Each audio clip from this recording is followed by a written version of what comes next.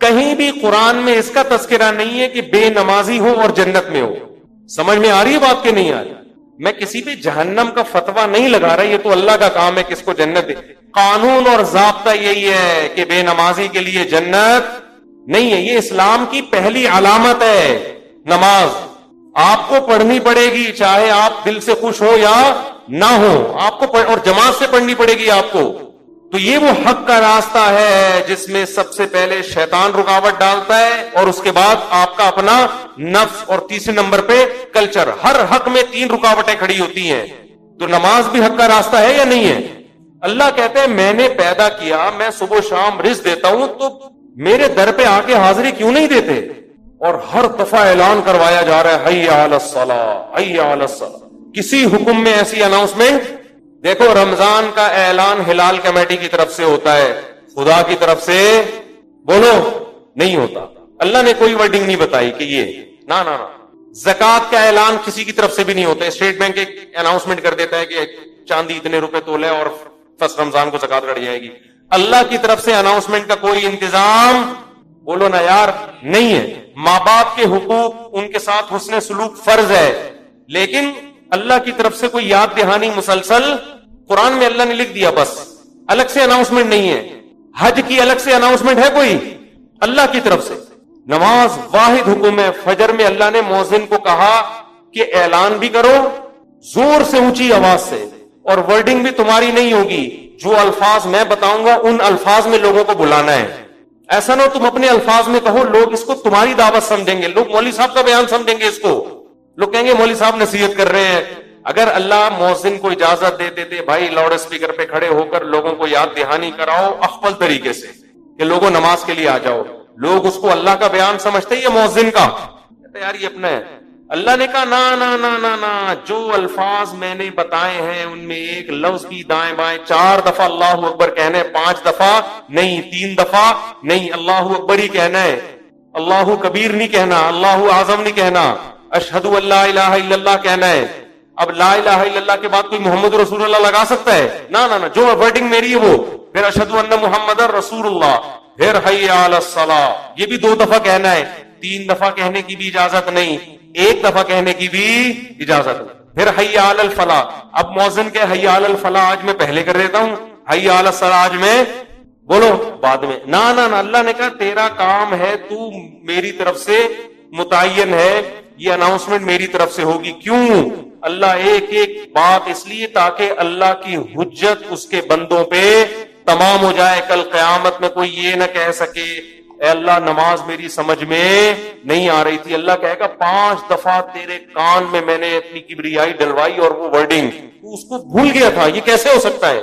میرے بھائی چھوٹا حکم نہیں ہے, چھوٹا حکم نہیں ہے. ایمان اور کفر کا مسئلہ یہ, ابھی سے عزم کرو, ابھی سے پابند. اگر سستی ہو رہی ہے سستی کا علاج کرو. آج موٹیویشنل اسپیکر آپ کو بتا رہے ہیں سستی کا علاج کیا ہے. وہ آپ کو پیسہ کمانے میں جو سستی ہو رہی ہے نا اس کا علاج بتا رہے ہیں. آپ سارا دن سوتے پڑے رہو, مر جاؤ گے بھوک سے, زیادہ یہی ہوگا, کم نقصان ہوگا آپ کا. لیکن قیامت کے دن جو اللہ سب سے پہلے آپ سے پوچھے گا وہ کیا پوچھے گا؟ وہ نماز کا پوچھے گا کہ میں نے پیدا کیا تھا اور میں نے بار بار پیدا ہوتے ہی کان میں اذان دلوا دی, پیدا ہوتے ہی.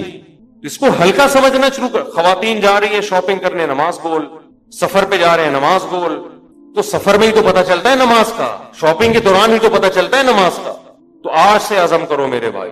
اور میں ایک نسخہ بتا دوں, جس نے فجر کی نماز جماعت سے پڑھ لی, اس کا مطلب باقی نمازیں بھی کیسے پڑھتا ہے, وہ جماعت سے پڑھے. فجر پڑھ لی نا, اس کا مطلب باقی نہیں چھوڑے گا. پھر فجر کو فوکس کر لو. اور جی ہاں, فجر میں تو اللہ نے ایک اور الفاظ اضافہ کروا دی نا, الصلاۃ خیر من النوم. کتنے پیارے الفاظ ہیں, کتنی میٹھی نیند سو رہا ہوتا ہے. اللہ نے بتا دیا. دیکھو اللہ میاں نے بھی کیسا کام کیا. مؤذن کو بولا بولنا ہے, گھر میں لٹ لے کے نہیں پہنچ. ہم اگر کسی کو سمجھائیں, 1 دفعہ سمجھائیں گے آ جا نماز کے لیے, دوسری دفعہ سمجھے, تیسری دفعہ غصہ آئے گا نا, جا کے تھپڑ لگا دیں گے, ابے میں تجھے سمجھا رہا ہوں, تیری کھوپڑی میں بات آ نہیں رہی ہے. یا آپ بیگم کو ایک بات سمجھا رہے ہو, بیگم چائے میں تھوڑا چینی کم ڈالا کرو, تم ویسے اتنا میٹھا بولتی ہو کہ چائے میں میٹھے کی ضرورت نہیں ہے. پھر وہ چینی زیادہ ڈال رہی ہے, پھر چینی زیادہ, پھر آدمی کو غصہ آتا ہے نا. یہی تھوڑی کہ ہمیشہ ریکارڈنگ چلا کے چلا جائے گا, چینی کم ڈالو, چینی کم ڈالو. ایک دن 5 6 7 8 دفعہ آ کے اس کو غصہ آئے گا کہ بھائی بولا ہے کم ڈالو، نمک کم ڈالو، 1 دفعہ 2 دفعہ 3، لیکن اللہ کا اصول دیکھو. اللہ نے کہا مؤذن سے فجر میں اعلان کر دینا حی علی الصلاۃ حی علی الفلاح الصلاۃ خیر من النوم، نماز نیند سے بہتر ہے. بس بتا دینا گھر میں ڈنڈا لے کے نہیں پہنچنا، نہ سونے تو جو پڑا ہوا ہے. کیوں؟ لا تحسبن اللہ غافلا عما یعمل الظالمون. قرآن کہتا ہے ظالم جو کچھ کر رہا ہے اللہ کو اس سے غافل مت سمجھو. اللہ غافل نہیں ہے، اللہ حجت تمام کر رہا ہے، ابھی نہیں پوچھے گا. اگر پکڑنا شروع کر دے تو پھر آزمائش نہیں ہے. پکڑنا شروع کر دے اللہ تعالیٰ پھر تھوڑی آزما. ابھی تو اللہ کہہ رہے ہیں جو سو رہا ہے سونے دو. جو میرے نیک بندے ہوں گے نا، جن کو پتا ہے کھلاتا اللہ ہے پلاتا اللہ ہے، وہ اس آواز پہ کان دھریں گے، وہ اسے سنیں گے. یار یہ بار بار کیا کہا جا رہا ہے؟ غیر مسلم بھی سنتے ہیں اذان، پتہ ہے آپ کو، وہ بھی غور کرتے ہیں کیا ہو رہا ہے، بار بار کیوں مسلمان اناؤنسمنٹ کرتے ہیں.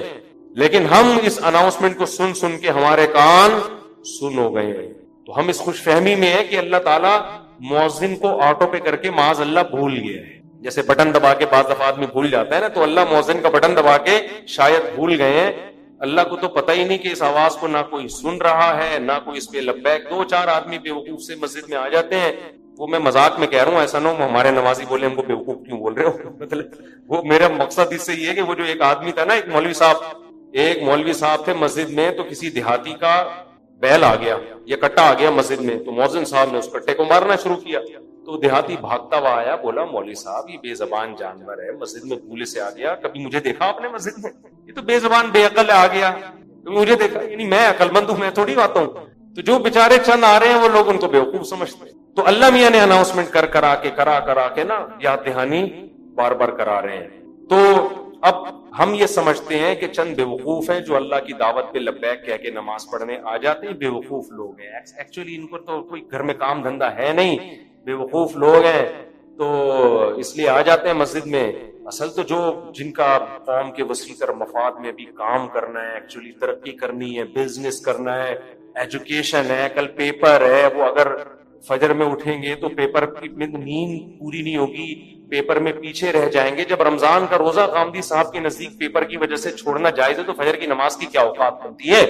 تو ایکچولی کر کے ایک دن موت کا فرشتہ آئے گا، بولے گا چل پتلی گلی سے نکل.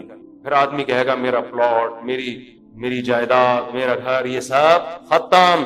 تبلیغ جماعت میں وہ ہے نا حضرت مولانا کیا نام ہے ان کا، جو اجتماع میں بڑا اچھا بیان کیا تھا، انہوں نے بڑی پیاری بات کی، مولانا عباد اللہ صاحب، بڑی پیاری بات کی انہوں نے بیان میں، کہ لوگ کہتے ہیں ہم تبلیغ میں وقت لگائیں گے جب ہم سیٹ ہو جائیں گے. اس طرح لوگ کہتے ہیں ہم دین کی طرف یا نماز کی طرف آئیں گے جب ہم کیا ہو جائیں گے، ذرا سیٹ ہو جائیں گے. ایک فکروں سے تو آزاد ہوں، تو شادی بھی ہے، پہلے جاب ہے، پھر بزنس ہے، اب سیٹ ہو جائیں گے نا سارے کاموں سے.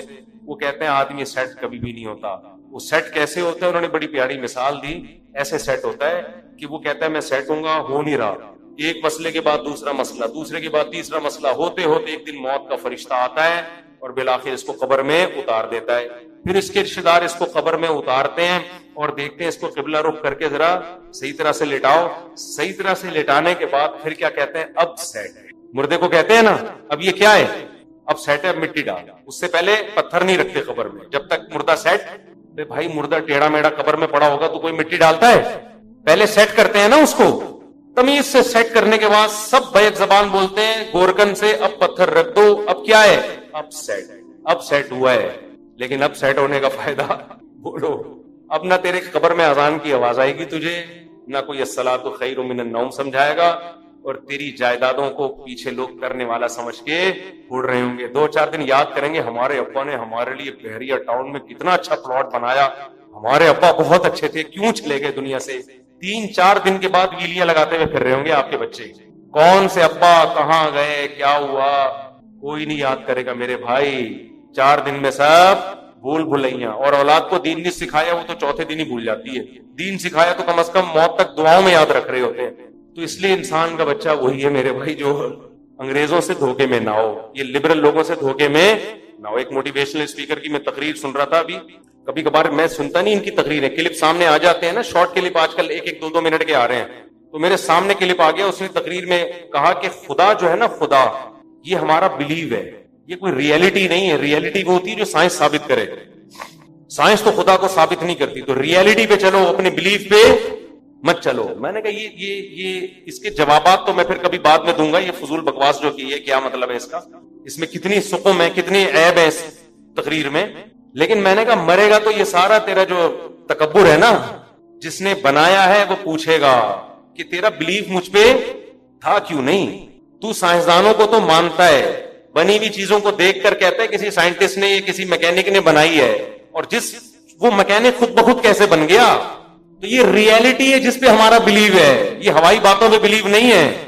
یہ گراؤنڈ ریئلٹی ہے خدا کا وجود, جس پہ ہم کیا کرتے ہیں, بلیو رکھتے ہیں. یہ بلیو اور ریئلٹی دو الگ الگ چیزوں کے نام بولو نہیں ہے.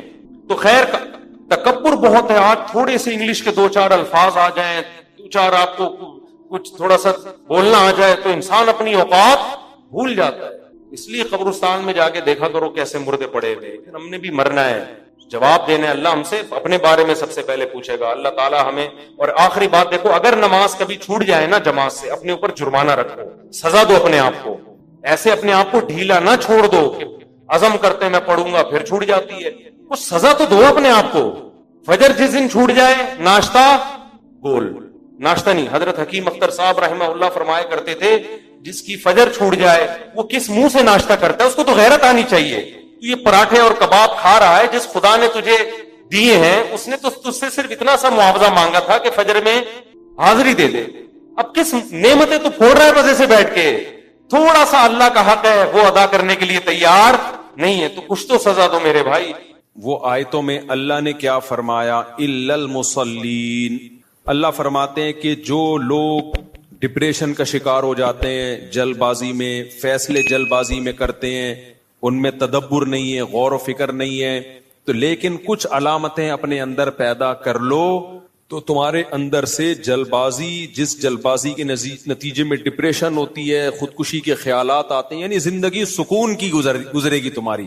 اس کے لیے چند کام کرنے پڑیں گے. نمبر 1, نماز کی مکمل پابندی. آپ یقین کر لو جتنا ڈپریشن سے نماز بچاتی ہے نا, کوئی چیز نہیں بچاتی. اسٹریس اور ڈپریشن کی 20 گولیاں ایک طرف, جس کا نماز میں دل لگ گیا نا, بس اس کی زندگی مزے کی بن جاتی ہے. اور نماز میں دل نہ لگ رہا ہو نا, کئی رکعتیں پڑھو ہمت کر کے, اصول بنا لو, جس کام میں دل نہیں لگتا نا وہ کام کرنا شروع کر دو, دل لگے گا, اور پھر ڈبل لگنا شروع ہو جاتا ہے. میں بہت سی مثالیں دیتا ہوں نا, دوڑا نہیں جاتا چلنا شروع کرو, چلا نہیں جاتا ہلکا ہلکا چلو, اپنے نفس پہ بوجھ ڈالو. دیکھو یہ ٹینشن سے بچنا ایسی چیز ہے, جو ٹینشن سے دور بھاگتا ہے نا, ٹینشن اس کے پیچھے آتی ہے, اور جو ٹینشنیں پالتا ہے وہ ہمیشہ ٹینشن فری زندگی گزارتا ہے. وہ ٹینشن ہے جو جائز ٹینشن ہے, جو صحت کے لیے مفید ٹینشن ہے, ان کی بات کر رہا ہوں میں. تو جو لوگ آپ نے دیکھا ہوگا محنتی ہوتے ہیں, سارا دن کام کاج میں مشغول رہتے ہیں, وہ خوش ہوتے ہیں, ہے یا نہیں؟ گھروں میں جو 2 طرح کی خواتین ہوتی ہیں, ایک پھوڑ, نہ کام نہ کاج, کچن گندا پڑا ہوا ہے, واش روم پیمپر بچے کے اتارے یوں پھینک دیے. آپ دیکھنا ان خواتین کی طبیعت میں چڑچڑاپن بہت ہوتا ہے, جھنجھلانا. ذرا سے کوئی نصیحت کرو آگے سے جھنجھلا کے جواب لیں, ہر وقت ایسا لگتا ہے وہ توے پہ بیٹھی ہوئی ہے, خود بھی ٹینشن اور دوسرے کو بھی ٹینشن. لیکن آپ نے دیکھا گھروں میں جو خواتین بہت محنتی ہوتی ہیں, بچوں کی کیئر, شوہر کی مرضی کا خیال, گھر کو صاف ستھرا رکھنا ہر وقت, وہ خوش ہوتی ہیں. مردوں میں بھی ایسا ہی ہے. جتنے لڑکے آپ کے پوستی ہیں گھر کے اندر پڑے ہوئے کچھ نہیں کر رہے, ایسا لگے گا جیسے وہ توے پہ بیٹھے ہوئے ہیں. باپ کوئی نصیحت کرتا ہے, ایک دم کیا ہو جاتے ہیں, وہ ہائپر ہو جاتے ہیں. آپ لوگوں نے خود بھی نوٹ کی ہے نا یہ بات. وجہ کیا ہے کہ جو آدمی کام کاج کی ٹینشن نہیں لیتا نا, تو اللہ اس کو اسٹریس میں ڈال دیتے ہیں. جو محنت کے کام نہیں کرتا اسٹریس میں ڈال دیتے ہیں اس کو, ہر وقت ٹینشن ہے, چڑچڑاپن پیدا ہوتا ہے. اور جو محنتی ہوتے ہیں صبح اٹھے ٹھک ٹھک ٹھک اپنے کام نمٹائے. میں اپنا بتا دوں, جس دن میں کوئی ٹاسک پوری کرتا ہوں کہ مجھے خیال ہوتا ہے آج میں نے یہ کام نمٹانا ہے, تو وہ نمٹا دیتا ہوں. خدا کی قسم ایسا سکون ملتا ہے نا کہ بیان نہیں کیا جا سکتا. آپ بھی کر کے دیکھ لو, آپ ایک اسکیجول بناؤ کہ آج دن میں نے یہ سارے کام کرنے اور مغرب تک میں ان کاموں سے فارغ ہو جاؤں گا. دیکھو آپ کام کرنے کے بعد جب فراغت ہوگی آپ کو ایسا سکون ملے گا کہ آپ کو سکون کے لیے کسی ٹیبلٹ کی ضرورت نہیں رہے گی. تو آج کل ڈپریشن اور اسٹریس کی جو بیماریاں پھیل رہی ہیں اس کی ایک بہت بڑی وجہ بیکاری. بس ہر آدمی چاہتا ہے میں لائف کو انجوائے کروں, یوں کر کے بیٹھا رہوں, انجوائے کروں, پھر ٹک ٹاک دیکھتا رہے گا, اور گھماتا رہے گا, دیکھ یہ والا دیکھ لیا, یہ والا دیکھ لیا, ہوتے ہوتے لاشعوری طور پر وہ آپ کے دماغ کو اندر سے ڈیمیج کر رہا ہے, آپ کو پتا بھی نہیں ہوتا. اس میں سیاسی خبریں آ رہی ہیں, کوئی دوسرے کو گالی, وہ اس کو گالی, وہ فلانا ایسا, وہ ڈمکانا ایسا, کارٹون بنا کے سیاسی لیڈروں کے مذاق. آپ کو پتا نہیں ہوتا کہ یہ چیز آہستہ آہستہ آپ کے دماغ کو کیا کر رہی ہے, ہلکا ہلکا ڈیمیج. تو نماز انسان کے کا شیڈول بنا دیتی ہے. ہم نے جتنے بڑے لوگوں کو دیکھا ہے وہ کیا کر رہے ہوتے ہیں, وہ اپنے ٹائمنگ کیسے فکس کرتے ہیں. کافر کیسے کرتا ہے, 8 بجے یہ کرنا ہے, 9 بجے یہ, 10 بجے یہ, شام 4 بجے یہ. نمازی کیا کرتا ہے, فجر کے بعد کی یہ روٹین, فجر سے پہلے کی یہ روٹین, ظہر کے بعد کی, بولو نا یار, یہ روٹین, عصر کے بعد کی یہ روٹین, عصر سے پہلے کی یہ روٹین, مغرب کے بعد کی. اور یہ جو نمازوں کے ٹائم ہے کمال کی بات پتہ ہے کیا ہے, یہ نیچرل ہے, گھڑی نیچرل نہیں ہے. نہیں آئی بات. سورج جب نکلتا اور غروب ہوتا ہے تو فطری طور پر انسان کی باڈی کے اندر تبدیلیاں آ رہی ہوتی ہیں, فطری طور پر. تو اسلام چونکہ دین فطرت ہے تو اس نے اوقات بھی کیسے رکھے ہیں, نیچر کے حساب سے رکھے ہیں. تو نمازوں کے حساب سے اپنے آپ کو فٹ کرو گے, زیادہ سکون رہے گا, کیونکہ دن کی روشنی میں انسان کا مزاج الگ طریقے سے کام کر رہا ہوتا ہے, رات کے اندھیرے میں الگ طریقے سے ہوتا ہے. تو اللہ نے کیا فرمایا کہ الا المصلین الذین هم علی صلاتهم دائمون, یہ لوگ نمازوں میں پابندی کرتے ہیں. تو آج سے عزم کرو کسی قیمت پہ بھی نماز انشاءاللہ ضائع نہیں کریں گے. اور سب سے زیادہ سکون اللہ نے فجر کی نماز میں رکھا ہے. تھوڑی سی ٹینشن ہے بھائی, اٹھا لو, لیکن پڑھ کے جب سلام پھیرو گے آپ کو لگے گا یار آج تو ہٹو بچو ہو گیا. ہمارے ایک دوست تھے, نمازی تھے لیکن اڑاتے بھی بہت تھے نمازیں اب وہ بہت پرانی بات ہے, 15-20 سال پرانی بات, بالکل ینگ تھے تو نائٹ فال بھی ہو جاتا ہے جوان آدمی کو. ایک دن کیا ہوا, میں نے ان کو بولا بھائی آپ کو سفر میں, حضر میں, کہیں بھی ہونا, آپ نے غسل کر کے نماز پڑھنی ہے. وہ جاب کرتے تھے کسی کمپنی میں, انہوں نے کہا یار ادھر میں رات کو سوؤں اور نائٹ فال ہو جائے, کون غسل کرے گا, کیا ہے بھائی, بڑی ٹینشن ہے یار. میں نے کہا یہ عزم کر لو کچھ بھی ہو آپ نے غسل کر کے نماز بولو پڑھنا, کچھ بھی ہو جائے. پانی کا انتظام کیسے کرنا یہ آپ کا ہیڈک ہے, کرنا ہے. تو اللہ انہیں جزائے خیر دے, انہوں نے ہماری وصیت پر عمل کیا. ایک دن پھر انہوں نے بتایا کہ سردیاں تھیں, غسل فرض ہو گیا, صبح پریشان ہوں, کہاں سے پانی لے کر آیا, کہیں جنگل منگل میں ہوگے, کوئی پروجیکٹ ہوتا ہے پانی لایا, اور پھر کس طریقے سے میں نے بڑی ٹینشن میں سردی میں غسل کیا. کہتے ہیں خدا کی قسم اس کے بعد جو نماز پڑھی ہے, ان کے الفاظ ہیں, اتنا لطف اور اتنا مزہ آیا کہ اب میں آگے کہہ رہا ہوں ہٹو بچو ہو گیا. یہ ہٹو بچو ان کے نہیں تھے, یہ میرے الفاظ. اتنا مزہ آیا. تو انسان ٹینشن اٹھا کے جو کام کرتا ہے, لطف اور مزہ بولو اسی میں ہے. چھٹی والے دن جب مزہ آتا ہے جب ورکنگ ڈیز کے بعد چھٹی آئے.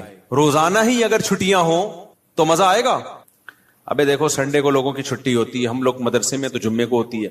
سنڈے کی چھٹی کا مزہ جب ہے جب منڈے کی چھٹی نہ ہو, اور ٹیوزڈے کی بھی نہ ہو, وینسڈے کی بھی نہ ہو, تھرسڈے کی بھی نہ ہو, فرائیڈے کی بھی نہ ہو, تب جا کے سنڈے کی چھٹی کا مزہ آتا ہے. لیکن اگر ہر دن سنڈے ہے تو پھر کوئی بھی دن سنڈے نہیں ہے. نہیں آئی نا, یہی تو مسئلہ ہے. تو کچھ کرنے کے بعد جب چھٹی ہوتی ہے تو مزہ ہوتا ہے. چھٹی چل رہی ہے, پاگل ہو جائے گا آدمی. ہمیں یاد ہے پورے سال میں مدرسے میں ہماری 2 مہینے کی چھٹیاں ہوتی تھیں, اب بھی 2 مہینے کی ہوتی ہیں. لیکن طلب علمی کے دور میں تو بہت ٹف لائف تھی ہماری, پورا ہفتہ مدرسے میں رہنا پڑتا تھا ہمیں. ہم لوگ جمعرات کو عصر کی نماز کے بعد نکلتے تھے, چھٹی ہوتی تھی جمعرات کو. عصر کے بعد 1.5 سے 2 گھنٹے میں گھر پہنچے, رات ہو گئی, 1 ہفتے بعد پہنچے, اور اگلے دن عصر ہم نے مدرسے میں پڑھنی ہوتی تھی, تو چند گھنٹے کی چھٹی. یہ روٹین جب پورے سال ہوگی تو جب 2 مہینے کی چھٹیاں آنے والی ہوں گی تو خوشی سے کیا عالم ہوگا, کیا عالم ہوگا نا خوشی سے. تو ایسی خوشی ہوتی تھی یار ابھی 2 مہینے تک بالکل ہی ویلے ہونے والے ہم. اتنی خوشی ہوتی تھی کہ 1 مہینہ پہلے سے خوشی میں نیند اڑ جاتی تھی کہ چھٹی آنے والی ہے. لیکن اس روٹین کے بعد, لیکن اگر یہ روٹین کے بعد وہ 2 مہینے کی چھٹی نہ آتی بلکہ چھٹی کے بعد چھٹی آتی تو سوائے اسٹریس اور ڈپریشن کے کچھ بھی حاصل بولو نہیں ہوتا. یہ میں پوری تقریر آپ کو سمجھانے کے لیے کر رہا ہوں کہ اپنے آپ کو پریشانیوں میں یعنی ورک کی ٹینشن میں, کاموں کی ٹینشنوں میں ڈالو گے تو سکون ملے گا, اور اگر صرف سکون کی خاطر فارغ رہنا سیکھو گے تو سکون نہیں ملے گا آپ کو. سکون ہمیشہ کام کے لوگوں کو ملتا ہے, خوش رہتے ہیں. بھاگتے دوڑتے لوگ ہمیشہ خوش رہتے ہیں, اور جو پڑے ہوئے ہیں ادھر گٹر کے ڈھکن پہ بیٹھ گئے, گپے مارنا شروع کر دی جیسے کراچی کے لونڈے لپاڑے کرتے ہیں. یہی ہو رہا ہے, بیٹھے تو اٹھ ہی نہیں رہے, نہ نماز کے ٹائم پہ اٹھ کے جا رہے ہیں, کچھ بھی نہیں, بیٹھے ہیں. آپ کیا کر رہے ہیں, پان سے ایک پیک نکال کے ادھر پھینکی, پھر اٹھ کے گھر گیا, وہاں تھوڑی سی ابا سے صلواتیں سنی, سو رہا ہے تو پھر ٹک ٹاک پہ لگ گیا, لگے پوری رات گزر گئی, پھر اپنی مرضی سے سو گیا, پھر اٹھ گیا, پھر جب سوتے سوتے تھک گیا تو اٹھ گیا, تو کیا ہو گیا, اڑ گیا. اب کیا کریں, وہی کریں جو کل کیا تھا, دوبارہ سے اسی ڈھکن پہ جا کے بیٹھو. ہو سکتا ہے 2-4 بے وقوف ابھی بھی وہیں بیٹھے ہوئے ہو, پھر دوبارہ ڈھکن پہ جا کے. گٹر کے ڈھکن تو جو چوری ہونے سے بچ گئے ہیں نا, وہ یہی والے ڈھکن ہیں جن پہ لوگ آ کے بیٹھتے ہیں, باقی تو سارے چوری ہو گئے. اب حضرت مفتی تقی عثمانی صاحب کی عمر ماشاءاللہ کافی ہو گئی ہے, لیکن صحت عمر کے لحاظ سے بہت اچھی, حالانکہ اتنی بزی اور اتنی ٹف لائف گزاری ہے انہوں نے. 8 گھنٹے مطالعہ کا معمول رہا ہے ایک دور میں, لیکن ہم جب بھی حضرت سے ملتے ہیں حضرت خوش طبع ہیں, تو حضرت بہت خوش مزاج ہیں. حالانکہ اتنا مصروف آدمی تو دیکھنے میں لگتا ہے خوش مزاج ہو ہی نہیں سکتا. جتنے میں نے دیکھے نا مصروف, میرے شیخ حضرت مفتی رشید احمد صاحب بہت بزی رہتے تھے. حضرت تو اتنے بزی تھے, حضرت فرماتے تھے کہ اپنی زندگی کا شیڈول ایسا بنانا چاہیے کہ ایک بوتل میں پانی بھرا ہوا ہے, بوتل میں کیا ہے, پانی بھرا ہوا, اور ڈھکن لگا دیا آپ نے. اب اس میں ایک قطرہ پانی جب جائے گا جب پرانا ایک قطرہ نکلے گا. بات سمجھ میں آ رہی ہے؟ ایک قطرے کی بھی جگہ نہیں ہے, ایک قطرہ جب اس میں جائے گا جب ایک قطرہ پہلے سے اس میں نکالا جائے گا. تو فرمایا اگر یہ قطرہ زیادہ قیمتی ہے تو پرانے قطرے کو نکالو, اس قطرے کو ڈالو. یہ قطرہ پرانے قطرے سے زیادہ قیمتی نہیں ہے تو اسی کو رہنے دو, لیکن ہوگا ریپلیس ہی ہوگا, نیا آئے گا پرانا نکلے گا. تو فرماتے تھے کہ اپنی زندگی, اپنے جو 24 گھنٹے کے اوقات کو اس طرح سے بوتل میں پانی کی طرح بھر دو کہ اب آپ کوئی اگر کام کرنا چاہتے ہو تو پرانا کوئی کام ڈسٹرب ہوگا تو پھر نیا کام ہوگا. نہیں آئی بات میرا خیال. جیسے ابھی جو روٹین چل رہی ہے نا پبلک کی, وہی کیا چل رہی ہے, کوئی بھی نیا کام کرنا چاہیں تو کر سکتے ہیں کیونکہ پرانا کوئی کام کوئی کر ہی نہیں رہے. 10 کام مزید شروع کر سکتے ہیں کیونکہ فارغ ہی فارغ ہیں. جبکہ ہمارے حضرت کا کیا تھا کہ حضرت نے اگر کوئی نیا کام کرنا ہے نا, کوئی بھی, جیسے کسی کتاب کا مطالعہ کرنا ہے تو پہلے سے جو کام ہو رہا ہے نا اس کا ناغہ کرنا پڑے گا. تو پھر اس میں کمپیئر کیا جائے گا کہ پرانا کام زیادہ قیمتی ہے یا نیا کام. یعنی کاموں کا حرج تو ہوگا کیونکہ 24 گھنٹے مصروف ہیں تو کام کا حرج تو ہوگا, لہذا نئے کام کے لیے ٹائم نہیں ہے. نیا کام اس میں جب داخل ہوگا جب نیا پرانے سے بھی زیادہ امپورٹنٹ ہوگا. مثال کے طور پر 24 گھنٹے آپ کا ایک اسکیجول ہے, ایک شیڈول ہے. اب نیا کام کیا ہے, آپ کی بچی بیمار ہے, ایمرجنسی میں ہاسپٹل لے کے جانا ہے, لیکن آپ کا وہ مطالعے کا ٹائم ہے یا ورزش کا ٹائم ہے یا اور کوئی بزی یا اس جاب کا ٹائم ہے. تو اب آپ کیا کرو گے بھائی, نقصان تو ہوگا, آفس کا ناغہ تو ہوگا, لیکن اب یہ کام ان تمام کاموں سے زیادہ اہم. بچی کی جان تو بچانی ہے نا, یا اپنی جان ہو یا بچی کی جان ہو. تو اس طرح سے ہونا چاہیے. آپ کہہ سکتے ہیں لو بھائی یہ تو زندگی کا مزہ ہی کرکرا ہو جائے گا, 24 گھنٹے اپنے آپ کو ایسا بزی بنا کے رکھو, یہ تو انسان نہیں, یہ تو گدھا ہو گیا نا. میں سمجھا پا رہا ہوں اپنی بات جو میں بیان کر رہا ہوں, مجھے لگ رہا ہے آپ کے چہروں سے ایسا لگ رہا ہے کہ شاید میں سمجھا نہیں پا رہا. بھائی آپ کہیں گے کہ ہمیں اپنے آپ کو خوش رہنے کے لیے, شریعت پہ چلنے کے لیے 24 گھنٹے ہمیں اپنے آپ کو کیا رکھنا ہے, بزی رکھنا ہے. تو یہ تو انسان نہیں, یہ کیا ہو گیا بھائی, گدھا. تو گٹر کا ڈھکن کہاں گیا اس میں, تو زندگی کا مزہ ہی کرکرے ہو گئے. تو دیکھو 24 گھنٹے بزی رکھنے کا مطلب یہ نہیں ہے کہ مطالعے میں, پڑھائی میں اور ہر وقت ایسے کاموں میں جس سے تھکاوٹ ہی ہو, بلکہ اس میں تفریح بھی, وہ بھی ضروری کاموں میں داخل ہے. دوستوں سے کبھی کبھار بیٹھ کے گپ شپ بھی ان ضروری کاموں میں, کیونکہ دماغ کو فریش رکھنے کے لیے ضروری ہے کہ کبھی کبھار گٹر کے ڈھکن پہ جا کے بیٹھا کرے, تھوڑا ابے تبے کے ماحول میں دوست احباب سے بات چیت کر لیا کرے, تھوڑا سا ریلیکس رہے گا اور سوسائٹی میں ان رہے گا. کیونکہ جو بالکل سوسائٹی سے کٹ کے بالکل ہی پپو بن جاتے ہیں نا, وہ دنیا میں کسی کام کے نہیں رہتے, وہ کسی کام کے نہیں رہتے دنیا میں. لیکن اس کا ایک ٹائم ہو. میں اپنے دوستوں میں ایسے لوگوں کو جانتا ہوں, ہمارے ساتھ گپ شپ تھی ان کی گپ شپ بھی ٹائم سے ہوتی تھی. اس وقت وہ ہم آج وہ بہت بڑے عہدوں پہ پہنچے ہوئے ہیں. بھی چند دن پہلے ایک کا فون بھی آیا, کیا آپ وہی طارق مسعود ہو جو ہمارے ساتھ کھیلا کرتے تھے, گپ شپ تھی. میں نے کہا ہاں. میں نے کہا آج کل کیا وہ بہت بڑا آفیسر بن چکا ہے, وہ نام نہیں بتاؤں گا میں, بہت بڑی فلم بن گیا بھائی وہ. لیکن اس کی روٹین کیا تھی مجھے یاد ہے. اس کی روٹین یہ تھی کہ بیٹھے ہیں نا دوست احباب تھڑے پر, چل رہا ہے, ٹائم دیکھا یار 1 گھنٹہ ہو گیا بس, یا آدھا گھنٹہ ہو گیا, کہتے میرا اسٹڈی ٹائم شروع ہو گیا. اتنے نیک بچے کراچی میں پائے نہیں جاتے, لیکن وہ تھا.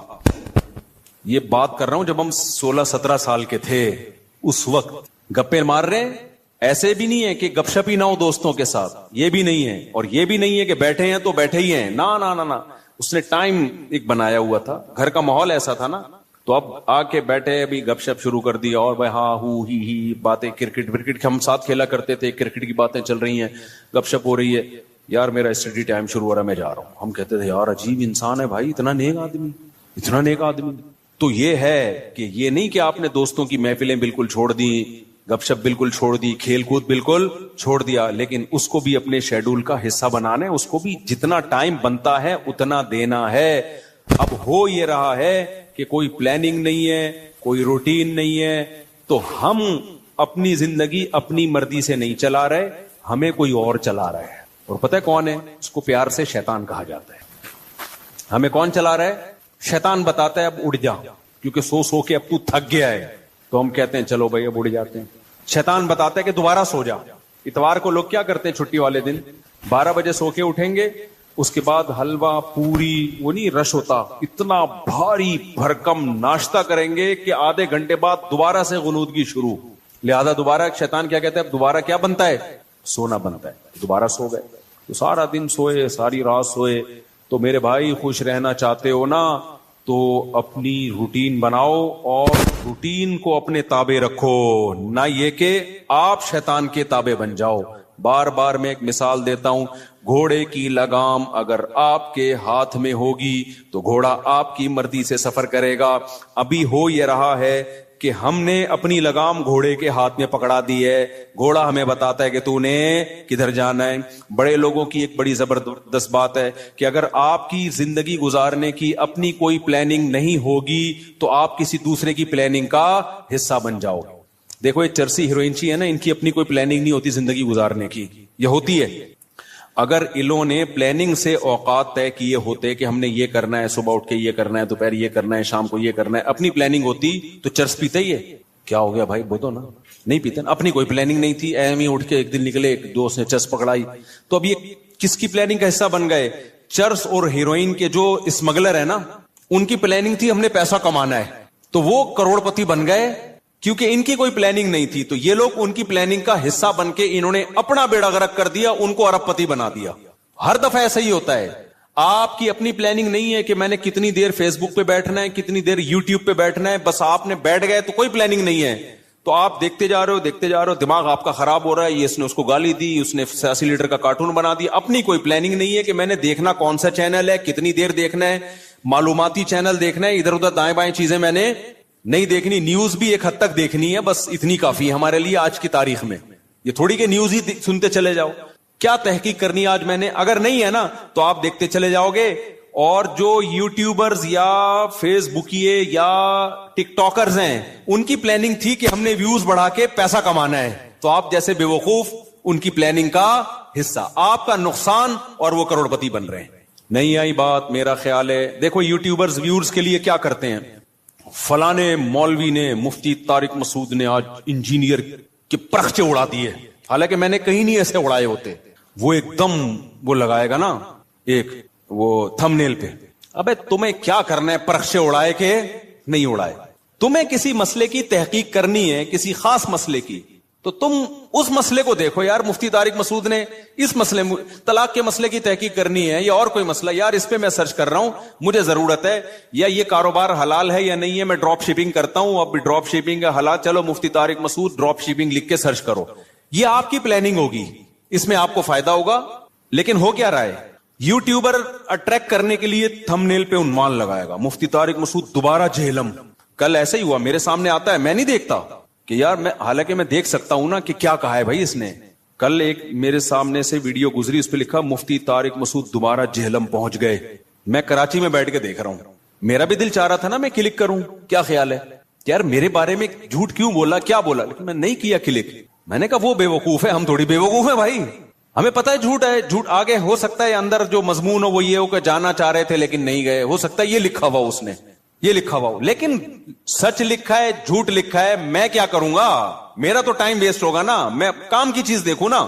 لیکن میں نے ویوز دیکھے پبلک کا رجحان دیکھنے کے لیے کہ پتہ نہیں کتنے ویوز آئے ہوئے تھے اس پہ, اور جا کے لے کے کمنٹس میں گالیاں دی ہوں گی لوگوں نے کہ بھائی کیا کر رہا ہے, جھوٹ کیوں بول رہا ہے. لیکن آپ کی جب اپنی کوئی پلاننگ نہیں ہوتی تو آپ دوسروں کی پلاننگ کا حصہ بن جاتے. اب یوٹیوبر کی پلاننگ تھی ویورز کے ذریعے پیسے کمانے, اس کو پتا ہے ایسا عنوان لگائیں گے تو دھڑا دھڑ ویوز آئیں گے, آپ کا ٹائم ویسٹ ہو رہا ہے. آپ نے جب دیکھا پہنچے تو ہیں نہیں, ٹھیک ہے نا, ایسی جھوٹ بولا ہوا اس نے, اس کے پیسے بن رہے ہیں اور آپ کا ٹائم ویسٹ, اور آپ ڈپریشن میں, پھر زبان گندی کر کے گالیاں کمنٹس میں الگ. تو ان تمام چیزوں کا آپ کو کچھ بھی حاصل نہیں ہوا, اس لیے کہ آپ کی پہلے سے کوئی پلاننگ تھی نہیں کہ کیا چیز دیکھنے کی ہے اور کیا چیز دیکھنے کی نہیں. آپ کی تھی نہیں, بس آپ نے جا کے. تو اصول یاد رکھو, آپ کی اپنا لائف سٹائل نہیں ہوگا تو آپ ہمیشہ دوسرے کے لائف کا حصہ بن جاؤ, اس کی ترقی کا حصہ بن جاؤ گے. کیونکہ دیکھو شیطان ہر وقت پلاننگ میں لگا ہوا ہے. یا تو ہوتا نا شیطان بھی پلاننگ نہ کر رہا ہوتا, ہم بھی پلاننگ نہ کرتے, تو نہ ہمیں کوئی نقصان ہوتا نہ شیطان کو کوئی فائدہ ہوتا, نہ ہمیں فائدہ ہوتا نہ نقصان ہوتا. لیکن ہو یہ رہا ہے کہ ہم اگر پلاننگ نہیں کرتے تو ہماری پلاننگ کون کر دیتا ہے؟ شیطان. اس نے بنا کے بیٹھا ہوتا ہے, فارغ ترین آدمی ہے تو اس کو بھی اس کام میں لگاؤ, ٹھیک ہے نا. تو یہ بہت اہم بات ہے. تو اپنے جو لائف سٹائل کو چینج کریں, ان میں اس کی معمولات کی ابتدا کہاں سے ہوگی؟ نماز سے. سمجھتے ہوگے نہیں سمجھتے؟ ابتدا کہاں سے ہوگی یار؟ سب سے پہلے کیا کرنا ہے؟ نماز ٹھیک کرنی. اب شیطان دوسرا حملہ کرے گا آپ کے اوپر, کیونکہ شیطان سے بڑی فلم اس کائنات میں پیدا نہیں ہوئی ہے. شیطان کہے گا ٹھیک ہے پہلے نماز تو شروع کر لے, پھر باقی چیزیں چرس بعد میں چھوڑ دینا. اور یہ جو گٹر کے ڈھکن پر پوری رات بیٹھا رہتا ہے, یا انٹرنیٹ پر 6 گھنٹے بیٹھا رہتا ہے, ہر وقت ٹک ٹاک پہ بیٹھا رہتا ہے, یہ اگلے سٹیپ میں. پہلے نماز, تو نہ نماز صحیح ہوگی نہ اگلا اسٹیپ شروع ہوگا. یہ ایسا ہی ہے جیسے ہم کہتے تھے ہفتے کے دن سے ہم پڑھائی شروع کریں گے, 1 جنوری, اگلے سال کی 1 جنوری سے. وہ 1 جنوری کبھی آتی ہے یا 1 محرم کبھی آتا ہے؟ وہ کبھی بھی نہیں آئے گا. جب جنوری آئے گی نا, آپ بولو کہ اسلامی سال سے کروں نا, 1 محرم سے کروں گا, میں مسلمان ہوں, میں انگریز تھوڑی ہوں. نہ وہ 1 محرم کبھی آئے گا نہ وہ 1 جنوری. حافظوں کو نا پہلا پارا بہت پکا یاد ہوتا ہے, پتہ ہے کیوں؟ حافظوں کو جوش اٹھتا ہے, یار کچا ہوتا جا رہا ہے, اب دوبارہ سے یاد کرو. تو پہلے پارے سے شروع کرتے ہیں, اس کے بعد جوش ٹھنڈا ہو جاتا ہے, پھر بھولنا شروع کر دیتے ہیں, پھر ناغے کرتے ہیں, پھر کئی دنوں کے بعد خیال ہوتا ہے یار قرآن بھولتا جا رہا ہوں, دوبارہ شروع کرو, پھر پہلا پارا. تو پہلا پکا ہو جاتا ہے, باقی سارا ایسے کہ ایسے ہی رہتا ہے. تو اس لیے پلاننگ میں یہ ہو کہ سب سے پہلے نماز کو مضبوط کرنا ہے, لیکن یہ نہ ہو کہ جب تک نماز ٹھیک نہیں ہوگی باقی چیزیں ٹھیک نہیں ہیں. سب چیزوں کو ایک ساتھ ٹھیک کرنا ہے, سمجھ رہے ہو؟ جس نے یہ کیا نا پہلے یہ پھر وہ, تو نہ یہ ہوگا اور نہ وہ ہوگا. اور ہر کام میں ایکسیلنسی پیدا کرنے کی کوشش تو کرنا ہے, لیکن اگر نہ ہو تو اس کام کو چھوڑنا نہیں ہے, گرتے پڑتے کرنا ہے. آپ نے نیت کر لی, جیسے نمازی بننا چاہتے ہو نا, تو نیت کرنی پڑے گی میں 40 دن تکبیر اولا سے نماز پڑھوں گا, ایک نماز بھی میں 40 دن تک تکبیر اولا سے نہیں چھوڑوں گا. یہ ہے ایکسیلنسی. لیکن اب کیا ہوگا, 2-4 دن کے بعد تھوڑا جوش ہلکا ہوا, ایک دن تکبیر تحریمہ کا ناغہ ہو گیا, تکبیر اولا کا ناغہ ہو گیا, یا نماز کا ناغہ ہو گیا, شیطان کہے گا تیرے بس کا نہیں ہے, اب نہیں ہو سکتا. شیطان سے بولو میں نے ریکارڈ تو بنانا ہی نہیں ہے بھائی, ہو گیا نا دوبارہ سے شروع کر دوں میں, کیا خیال ہے؟ کیونکہ یہ انسان کے ساتھ ہوتا ہے, بہت مشکل ہے بھائی بالکل ایک دم سے ایکوریٹ ہو جانا. گرتے پڑتے ہی لوگ اللہ کی طرف جاتے ہیں.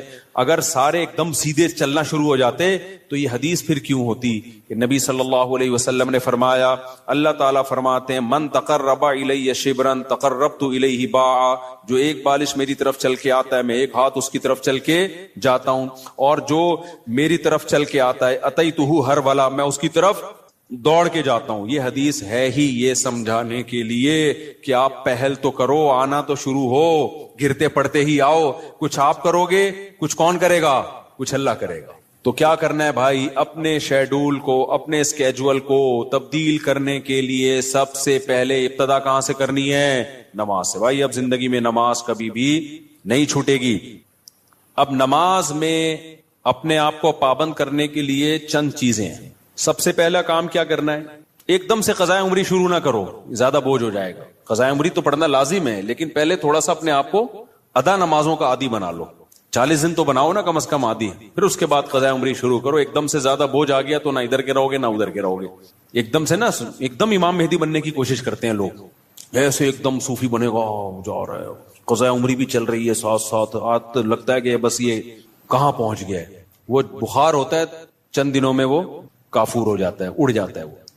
تو نماز کا عادی بنانے کے لیے کرنا کیا ہے؟ اپنے اوپر کوئی جرمانہ رکھنا ہے، سزا رکھنی.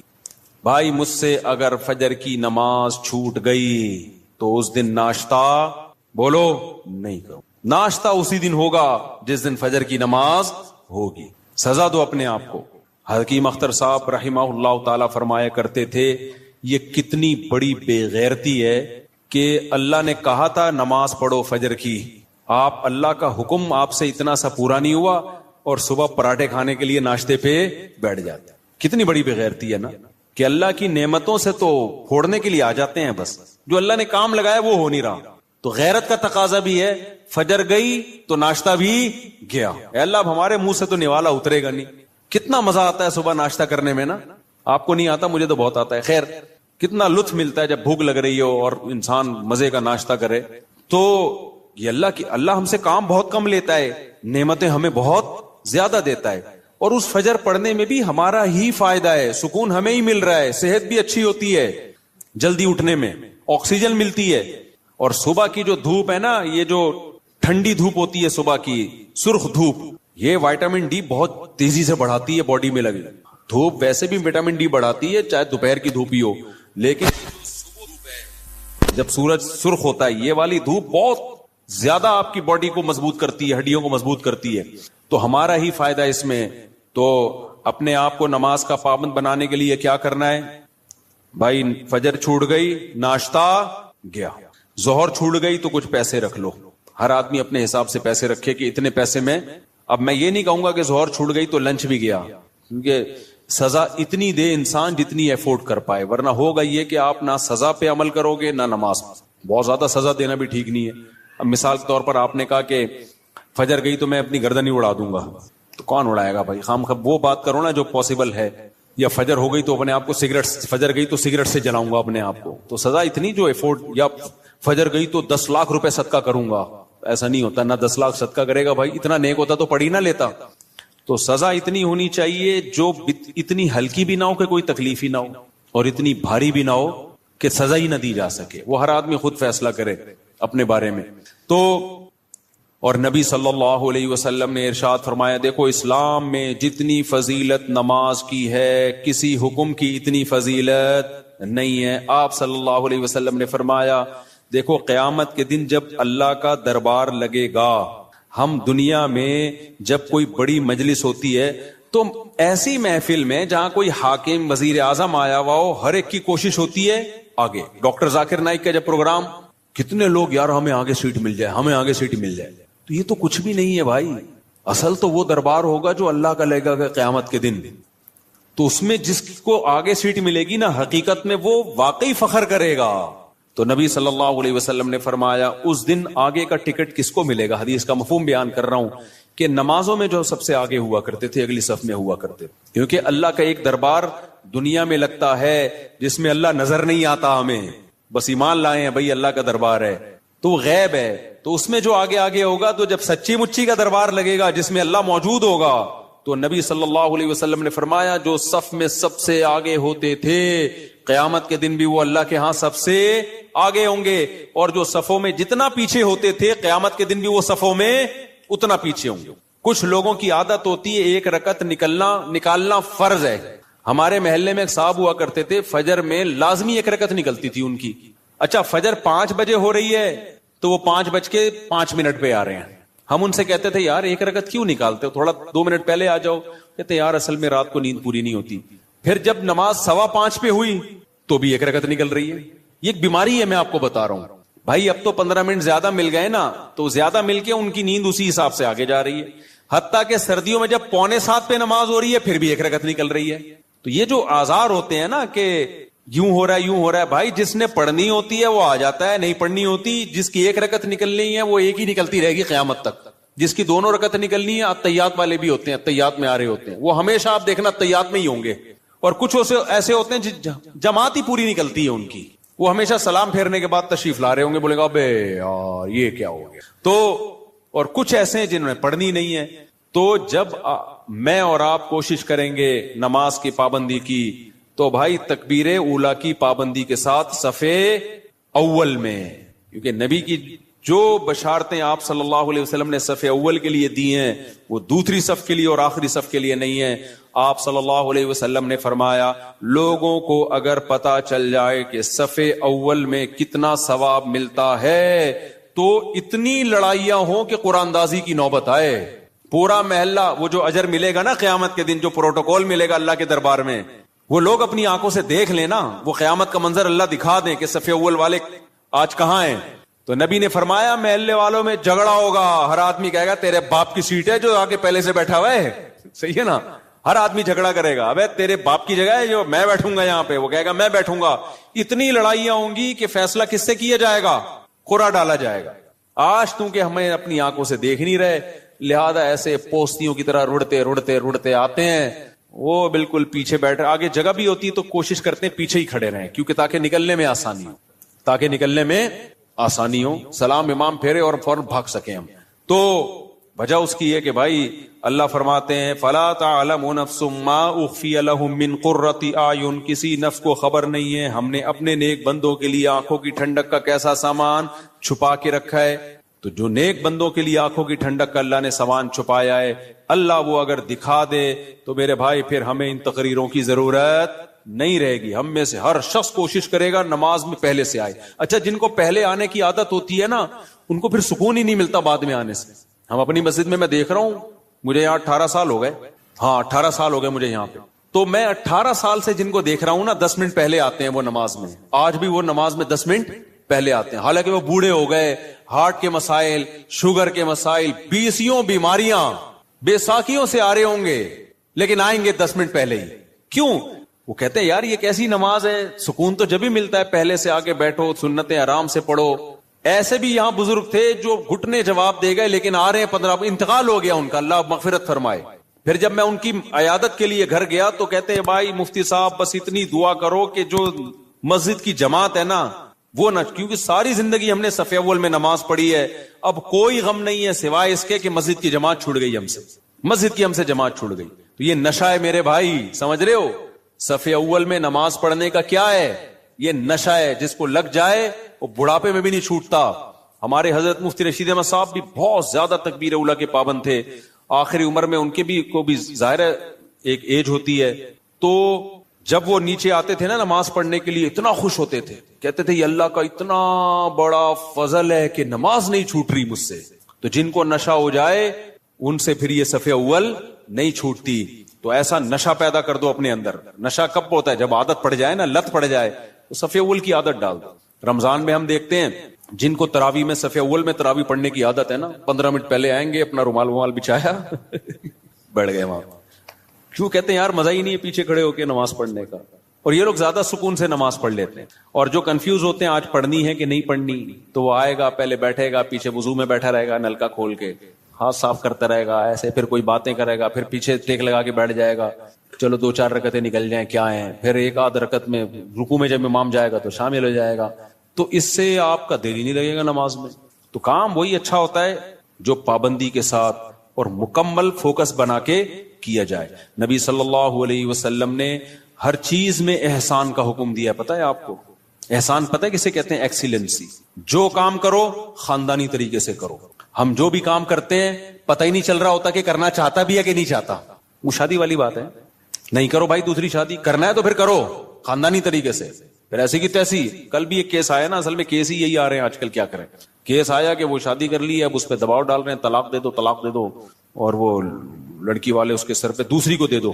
تو میں نے کہا کرنا ہی نہیں تھا جب دم نہیں تھا، جب کر لیا تو بولا جاؤ تمہاری ایسی. اب میں نے کہا اگر ڈر گیا نا، کنفیوز ہو گیا یار دوسری کو چھوڑوں نہیں چھوڑوں، میں نے کہا اس سے ڈپریشن میں جائے گا. کام تو کر لیا، اب بول بھائی میرے ٹکڑے کر دو، مجھے بم سے اڑا دو. میں نے کہا اس میں سکون ملے گا. میں نے کہا دیکھو میں تمہیں سمجھا رہا ہوں سکون مل رہا ہے نا؟ کہتے ہیں ہاں مل رہا ہے. میں نے کہا اس سے مطلب یہ سکون اسی میں ہے. ہو گیا ایسی کی تیسی. ہم لوگ بولیں گے 2 نمبر ہے، بولے ہم 2 نمبر ہیں. لوگ بولیں گے برا آدمی، بولے ہم ہیں. ہم نے کب کام ہے بہت نیک آدمی ہے. تو جو بھی کام ایکسیلنسی کے ساتھ ہوتا ہے. صحابہ کرام جب نماز پڑھا کرتے تھے کتنے خشوع و خضوع سے پڑھا کرتے تھے, تبھی نمازوں میں ان کو مزہ آتا تھا. ہم نماز پڑھ رہے ہوتے ہیں, مسجد کی طرف آ رہے ہوتے ہیں ایسے جیسے قبر سے مردے کو اکھاڑا جا رہا ہے, بستر سے ایسے اٹھتے ہیں, مسجد میں ایسے آتے ہیں جیسے پولیس جیل کی طرف لے کے جا رہی ہے. پھر وہاں بیٹھے ہوتے ہیں بار بار, کبھی یوں کر کے دیکھ رہے ہیں, کبھی پیچھے مڑ مڑ کے امام کو دیکھ رہے ہیں کہ آ کیوں نہیں رہا. بھائی تمیز سے منہ نیچے کرے بیٹھ جاؤ, 30 سیکنڈ لیٹ ہو جائے گی نا نماز زیادہ سے زیادہ. پھر سلام کے بعد فوراً ایک دم نا ایسے جیسے توے پہ بٹھایا ہوا ہے, ہلنا شروع ہو جائے گا کہ اٹھوں کیسے میں یہاں سے. سکون سے. نبی صلی اللہ علیہ وسلم نے فرمایا جتنی دیر انسان نماز کے انتظار میں ہوتا ہے اللہ کی ہاں اتنی دیر نماز ہی کی حالت میں ہوتا ہے, وہ اس کو نماز کا ثواب ملتا رہتا ہے, اس کو نماز کا ثواب ملتا رہتا ہے. اور جتنی دور سے چل کے آئے گا, آپ صلی اللہ علیہ وسلم نے فرمایا ہر قدم پہ اللہ ایک نیکی دیں گے اور ایک گناہ اس کا معاف کریں گے. تو کتنے فضائل ہیں میرے بھائی نماز پڑھنے کے. نبی صلی اللہ علیہ وسلم نے فرمایا, کیا پیاری حدیث ہے یار, اس سے تو بڑا مزہ آتا ہے. نبی نے فرمایا کہ میری امت قیامت کے دن اپنی چہروں کی سفیدی سے پہچانی جائے گی, کیونکہ اتنا وضو کیا ہوگا نا اس نے زندگی میں. اب جو 15 سال کی عمر سے نماز پڑھ رہا ہے, 15 دفعہ روزانہ دن میں منہ دھوتا ہے کہ نہیں دھوتا. اور یہ وہ منہ کا واش کرنا نہیں ہے جو گورے واش کرتے ہیں, یہ عبادت کے طور پہ منہ کا دھونا ہے. یہ جو ہم چہرہ دھوتے ہیں دن میں 15 دفعہ, بازو دھوتے ہیں دن میں 15 دفعہ, پاؤں دھوتے ہیں دن میں 15 دفعہ, 3 دفعہ دھویا جاتا ہے نا.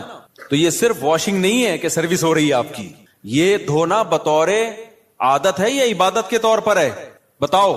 یہ عبادت کے طور پہ دھویا جا رہا ہے, منہ اللہ نے حکم دیا.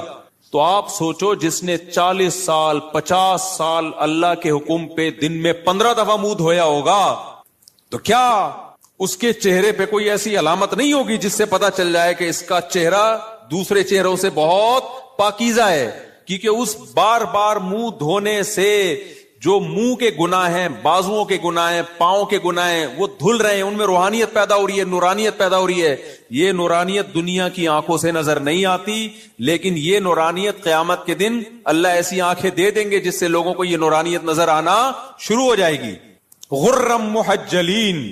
آپ نے فرمایا کہ اتنا واضح ہوں گے نا اہل اسلام قیامت کے دن, جو نمازی تھے اتنے واضح ہوں گے نا ان کے چہرے, فرمایا جیسے سارے سیاہ گھوڑے ہوں اور ان میں ایک سفید پیشانی والا گھوڑا ہو اور اس کے سفید پاؤں ہو. گھوڑوں میں یہ بڑی خوبصورتی سمجھی جاتی تھی کہ مکمل سیاہ ہو لیکن پیشانی کیا ہو, سفید, اور پاؤں کیا ہو, سفید. صرف پاؤں میں سفیدی کے نشانے سے گھوڑے میں بڑا حسن پیدا ہوتا ہے. تو آپ نے فرمایا کہ سارے سیاہ گھوڑوں میں اگر سفید پیشانی والا گھوڑا ہوگا تو فوراً الگ پہچان ہوگی کہ نہیں ہوگی؟